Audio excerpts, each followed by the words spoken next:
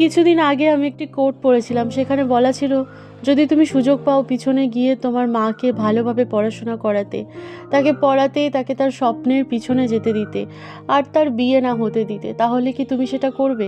কিন্তু তার শর্ত হলো তুমি কখনো আর এই দুনিয়াতে আসতে পারবে না। আর আমি 1 সেকেন্ডে উত্তর দিয়েছিলাম হ্যাঁ, আমি এটা অবশ্যই করতে চাইবো, কারণ আমিও চাই আমার মাও দেখুক নাম করতে কেমন লাগে। বাঁচিয়েছে তো অনেক, মাও দেখুক পয়সা ওড়াতে কেমন লাগে। আমার দায়িত্ব তো কবে থেকেই নিয়ে নিয়েছিল, মাও তো দেখুক বিনা দায়িত্বে বাঁচতে কেমন লাগে। ঘাম তো অনেক ঝরিয়েছে ঘরে, মাও তো দেখুক নিজের পছন্দের কাজে ঘাম ঝরাতে কেমন লাগে। যখন মন হোক, যেখানে মন হোক, কাউকে না বলে যাওয়ার যে কি মজা, সেটা তো মাও দেখুক। মাও যেন নিজের জীবন নিজের মতো করে বাঁচতে পারে। মাও তো দেখুক নিজের স্বপ্নের পিছনে দৌড়াতে কেমন লাগে।